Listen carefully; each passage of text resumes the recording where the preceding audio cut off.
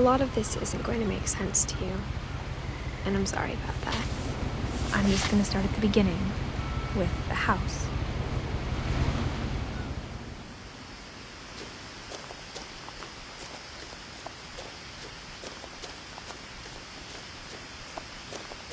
I lived here until I was 11, but I wasn't allowed inside half the rooms.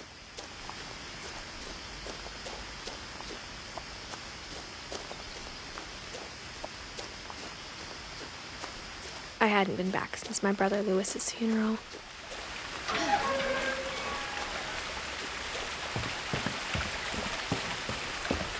In her will, my mother left me a key, but didn't tell me what it unlocked. Maybe she thought I'd know. Or she thought that the mystery would be enough to bring me back.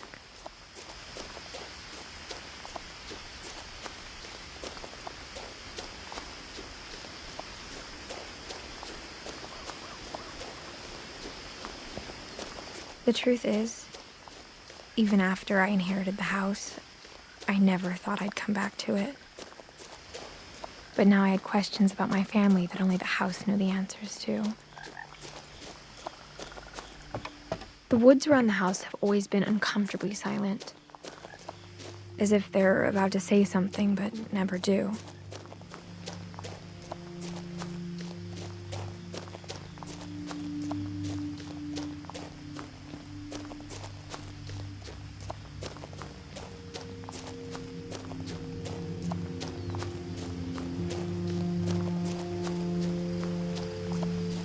The house was exactly like I remembered it, the way I'd been dreaming about it. As a child, the house made me uncomfortable in a way I couldn't put into words. Now, as a 17-year-old, I knew exactly what those words were. I was afraid of the house.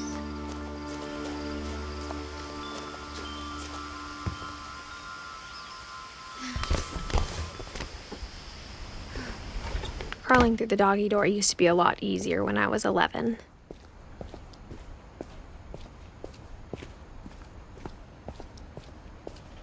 For the first time in years, I felt like I was home. Nothing in the house looked abnormal. There was just too much of it, like a smile with too many teeth. After Milton disappeared, Mom sealed up all the bedrooms. Then Edie retaliated and drilled peepholes. I spent a lot of time playing in Great Uncle Walter's room. Lewis told me there were secret passages, but I never believed him.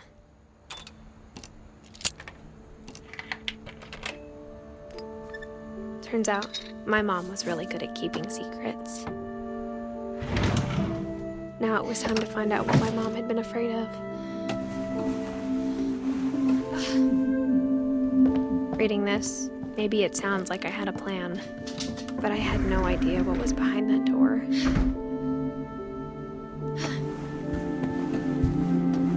Just like I had no idea where all this was gonna lead.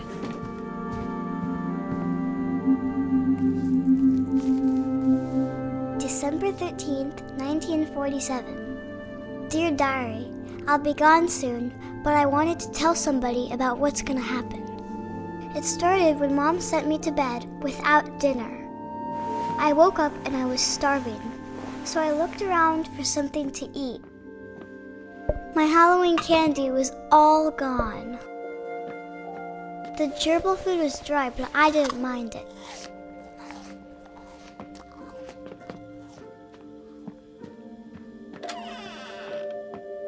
I kept eating and eating.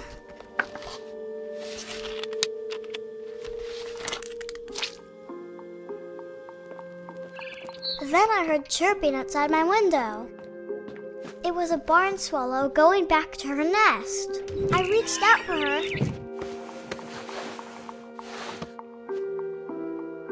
And suddenly,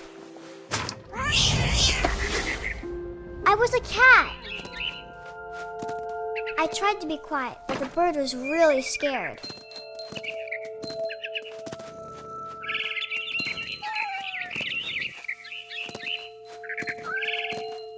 I jumped and I almost got her. Now I was up in the big tree. I promised Dad I wouldn't climb it anymore. I gobbled her up. And suddenly, I was an owl. First, all I heard was the wind. Then I heard little teeth nibbling in the grass.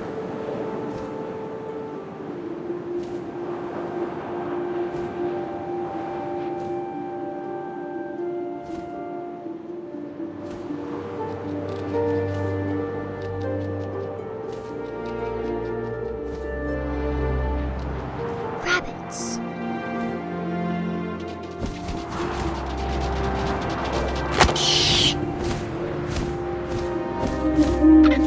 I imagined his face looking up and seeing mine through my talons. I swallowed him up, and I didn't chew one bit. Then I flew off to find something bigger.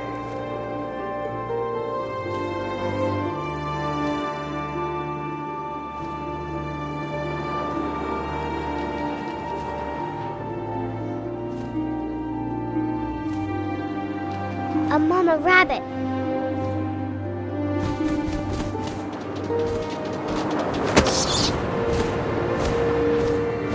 She was almost too big to carry.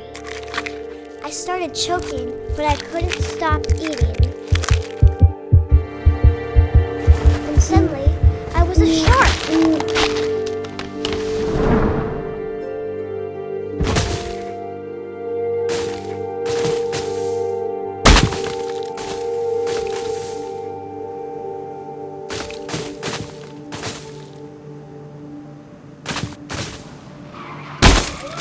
I rolled off a cliff and into the ocean. Now, I was hungrier than ever. I wanted fat, juicy seals. I tore off her flipper, and it tasted really good.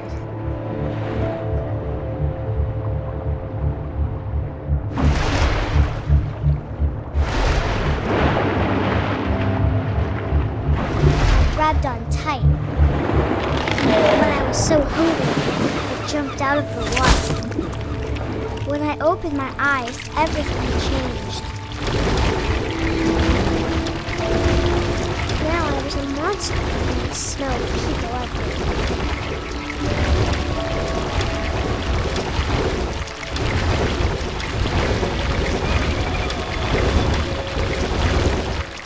I was big and moved real quiet.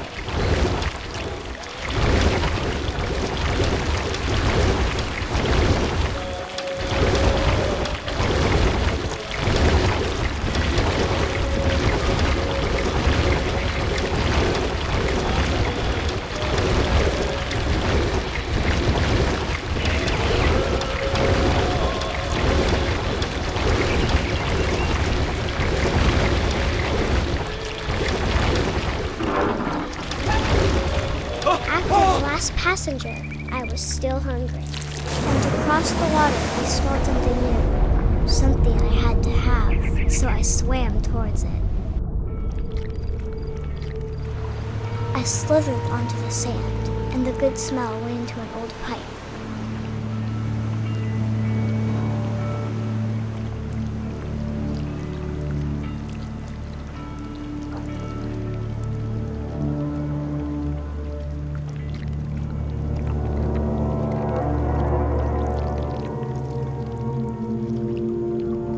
I got closer and closer.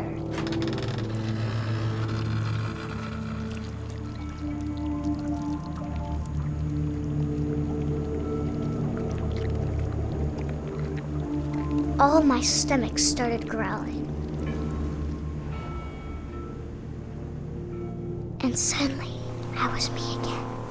I held my breath for a long time, but I couldn't hear anything. I think it's waiting for me to fall asleep. But it's not going to wait much longer. It needs to feed, and we both know I will be delicious.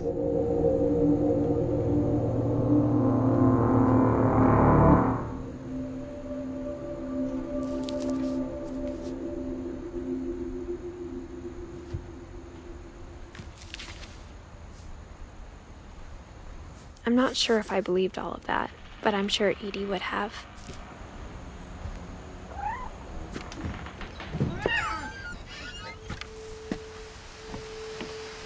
This will be obvious later, but my mom never told me any of these stories. Edie would have, but Mom didn't like bringing up the past. Though, when we adopted a stray kitten, she was the one who named it Molly. I spent a lot of time in Great-Grandma Edie's room. Even in her 90s. Sometimes Edie seemed a lot younger than my mother. The only trace Grandpa Sam's first wife, Kay, left on the house was the pink bathroom.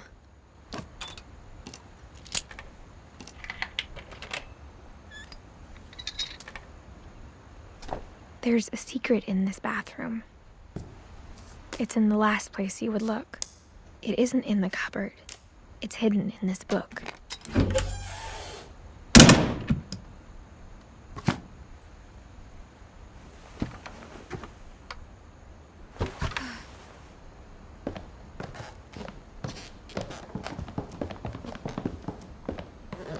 From the paintings on the wall, it was clear my brother Milton had been here before me.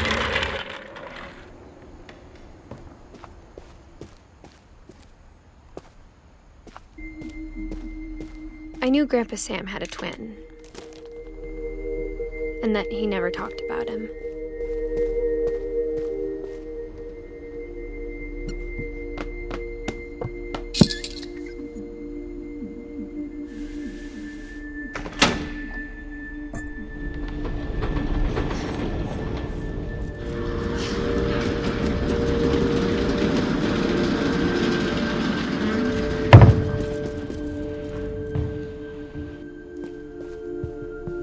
The passages were a pretty tight fit.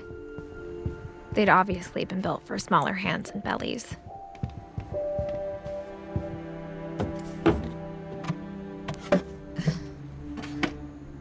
Growing up, I always thought of Barbara as a child star. I never thought about how hard it must have been. Of all the stories people wrote about Barbara's death, I'm surprised Edie saved this one.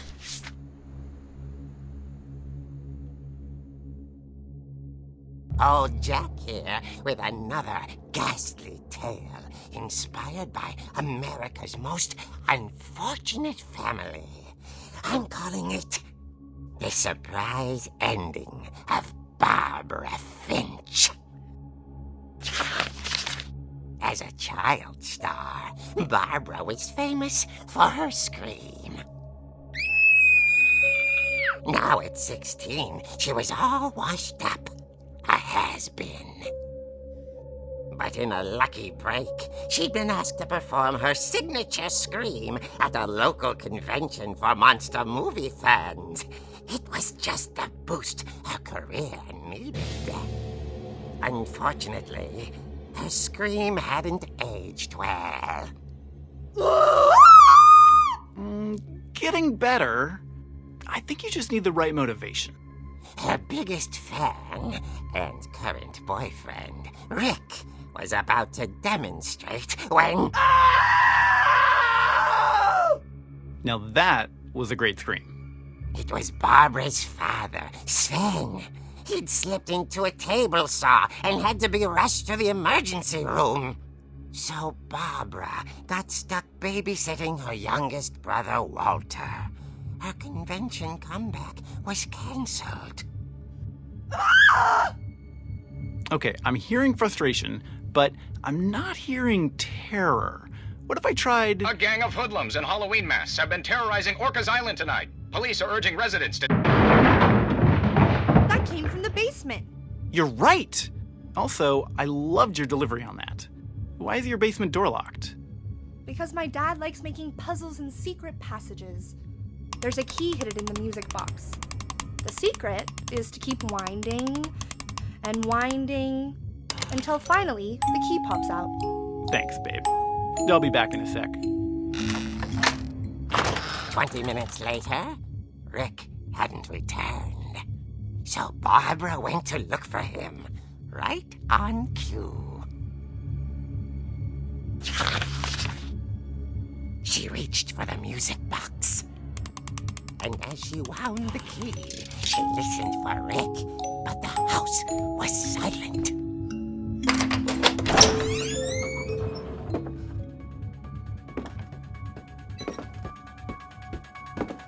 She found Rick's crutch and imagined the worst.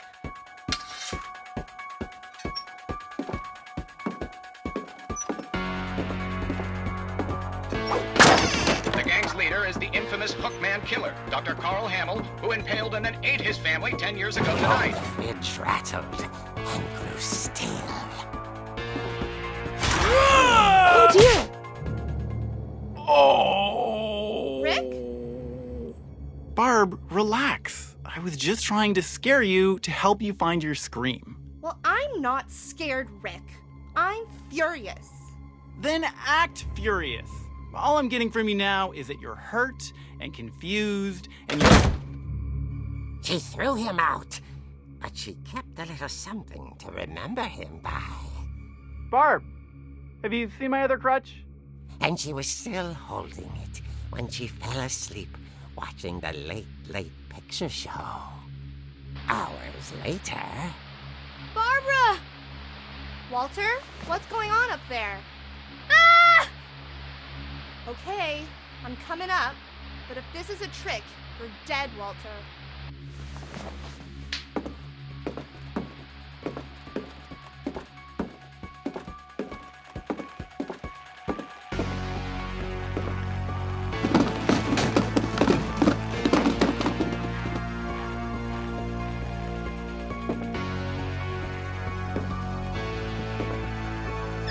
Walter, are you there? Walter had vanished, but his bedside radio was still on. Orcas Island police describe the man as 6 feet tall, with a steel hook for a hand. Residents are urged to lock all doors and windows and notify the police of any suspicious activity. Barbara turned, saw the hook man, and was speechless. He was quite smashing. And here she was. He couldn't get enough that night. She played her part beautifully.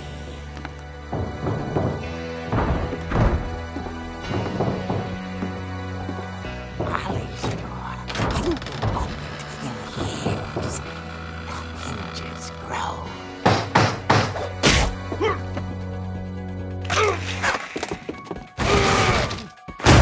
He wasn't moving, but she sensed the story might not be over yet.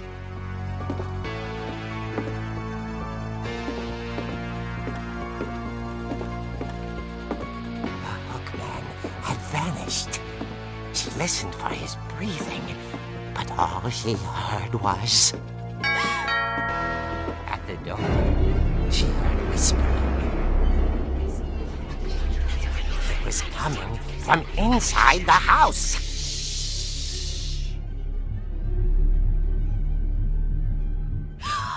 Oh dear.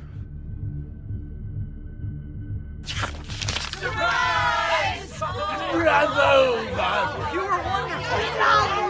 monsters had come to surprise her. For Barbara, it was a dream come true.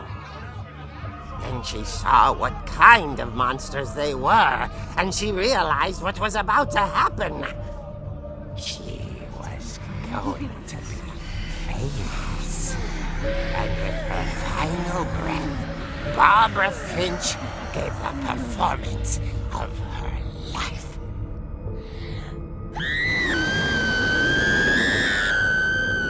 I wasn't there myself, but I hear Barbara was magnificent. Poor girl. She had a taste for stardom. But unfortunately, so did her fans. Of course, the police blamed it all on poor Rick, who disappeared the same night. And little Walter? Hiding under his bed the whole time. He took it all pretty hard, but that's another story. As for Barbara, tucked locked inside the music box is all they ever found of her. Her ear. Now that's what I call a real eerie tale.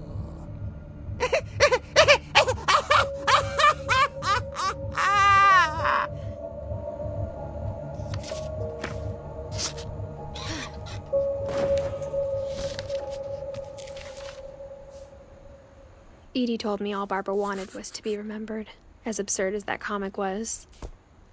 Maybe what Edie saw was a happy ending.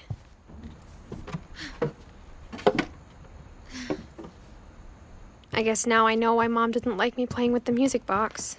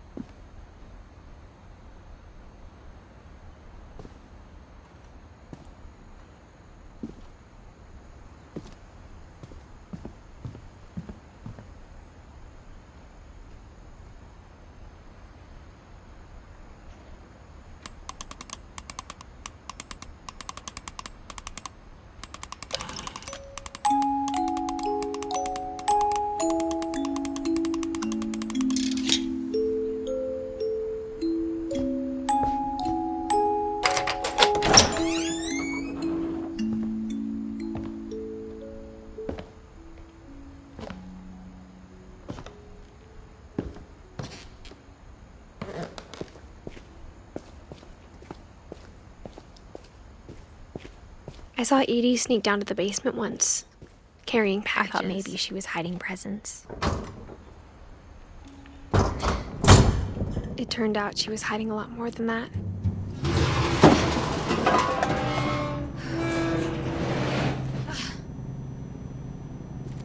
I remember asking Mom once about where Walter had gone.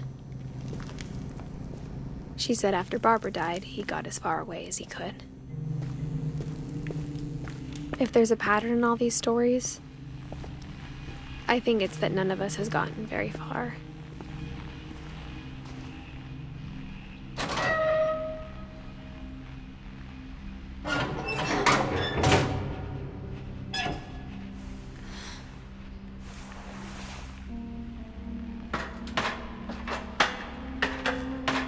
Maybe she was afraid I'd end up like Walter. But if she never told me about an uncle under the house, I can only imagine what else she was hiding.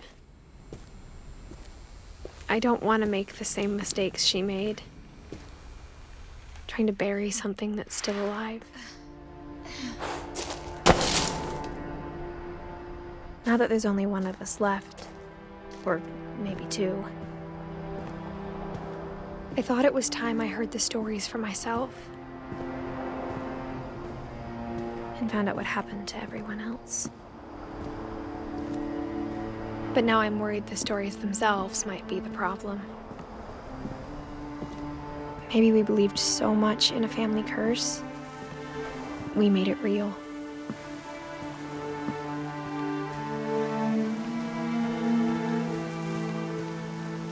I don't know if I should even be writing this.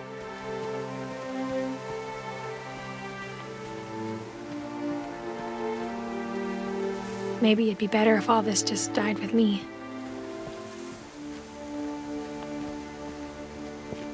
But I thought you should know about your family.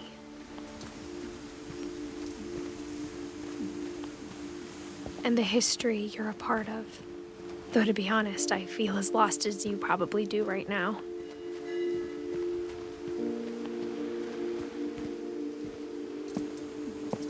I think the people in these stories believed them, for what that's worth.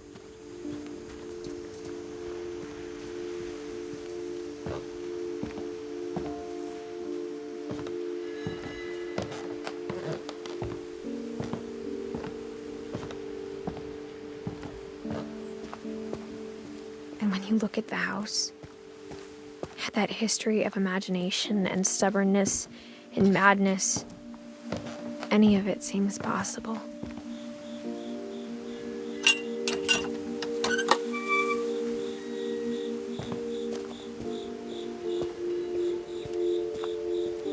I think we've been surrounded by death for so long, we've just gotten used to it.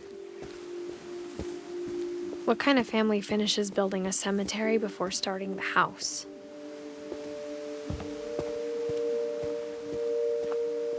It's embarrassing for me to admit this, but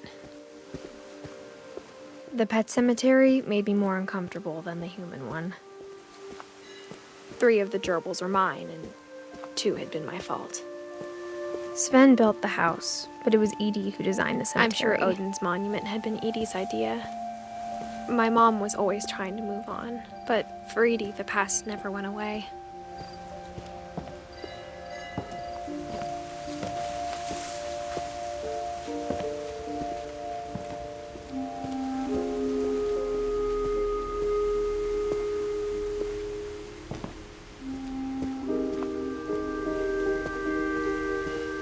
There's so many things I wish I could ask my mom now. Part of me thinks this is what she wanted all along. For me to come back someday and find everything out for myself.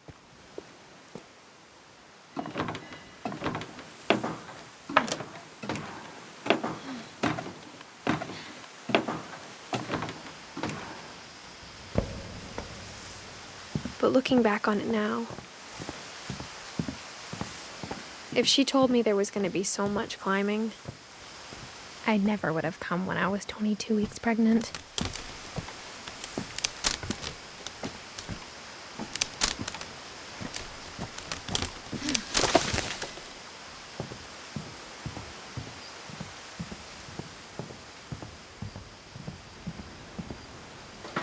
I never met Grandpa Sam, but I think he and my mom had a lot in common.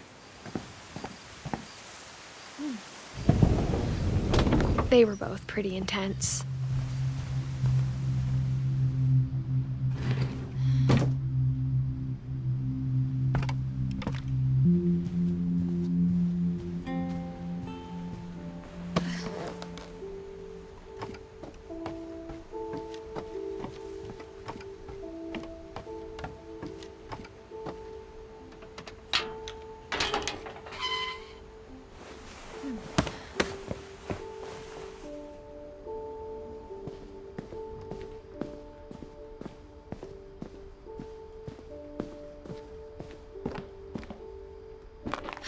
My mom moved up to the loft after her brothers died. At the time, it was as far away as she could get.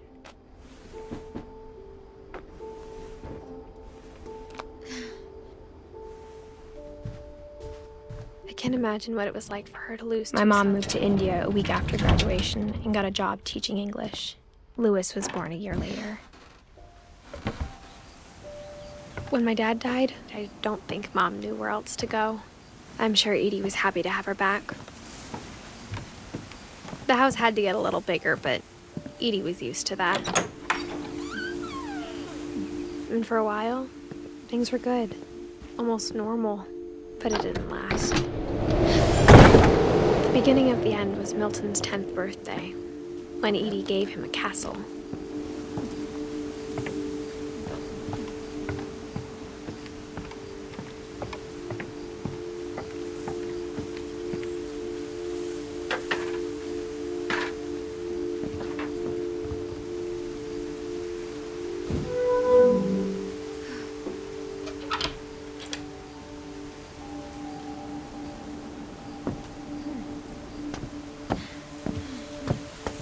Louis's room smelled very, very familiar. That part of him lived on.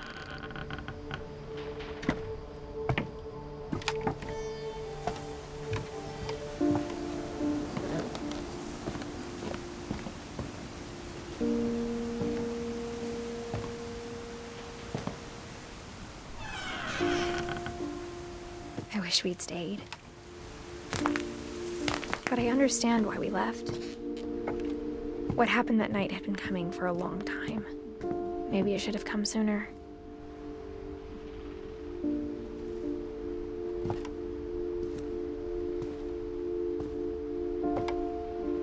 But it had to end one way or another. All that's left now is to tell you about that last night.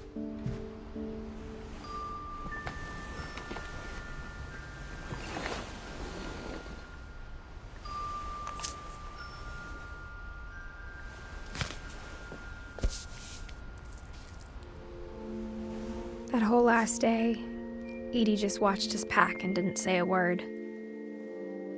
Until supper, when she raised her glass and said, "To our final night together, and all our final nights apart." Grandma, you know what I said about alcohol. Some of your medications are very Edith, specific. I left a present for you in the hallway. Why don't you go open it? The grown-ups have to argue now. I'm sorry, you're right. We're all leaving tomorrow. Let's just enjoy our last... I'm not leaving. Edith, you're excused.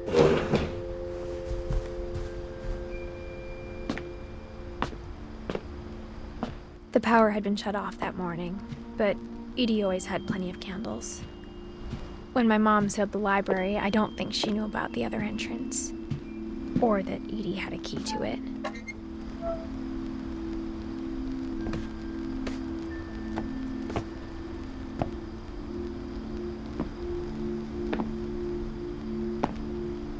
That thing you're afraid of isn't going to end when you leave the house.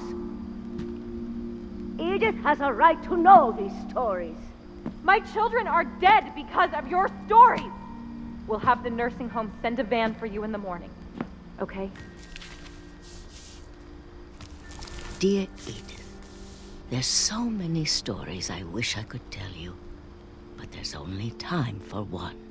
This is about what happened on the night you were born. That night, the tide went way, It was the first and last time I ever saw the old house aground. There'd been an earthquake out in the middle of the ocean. They called it the lowest tide in 1,000 years. God, it smelled awful. You know, I've seen that house every day of my life. But I never thought I'd go back to it. When the fog rolled in, I lost my way.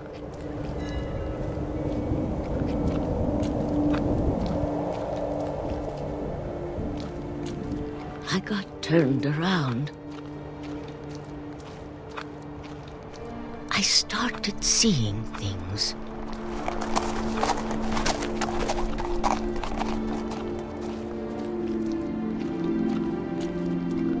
Things I'd forgotten had ever existed.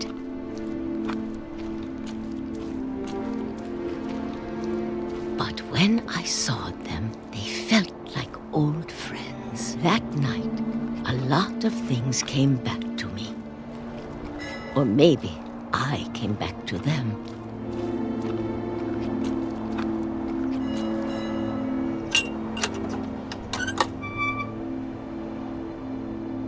Things I can't explain, but that I need you to try and... Edith, what are you doing in here? It's mine! Edith! Mom, you're gonna rip it! Let go! I kicked and screamed, but Mom dragged me to the car. I never saw Great-Grandma Edie again. The next morning, the van came to pick her up, but she was already gone. After that, we moved around a lot.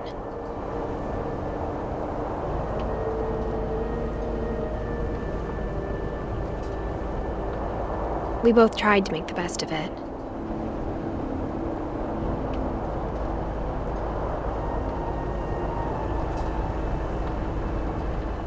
A few years went by.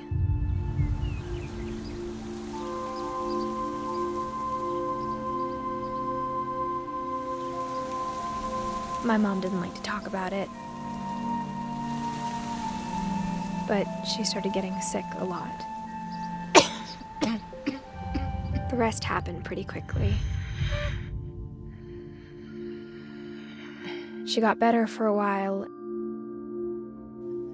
and then she didn't.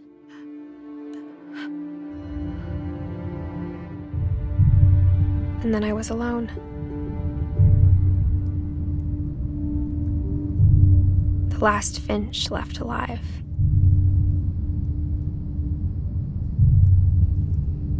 Until I found out about you. I'm still not sure what to tell you about all this.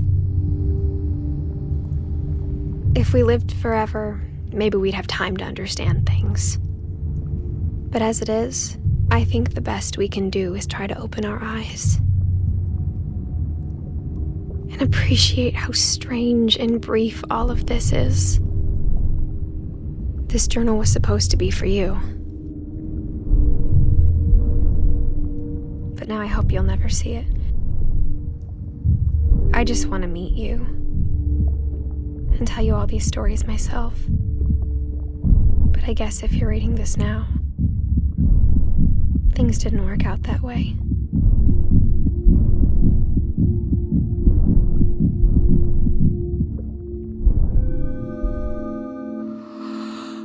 This is where your story begins. I'm sorry I won't be there to see it. It's a lot to ask, but I don't want you to be sad that I'm gone. I want you to be amazed that any of us ever had a chance to be here at all. Good luck.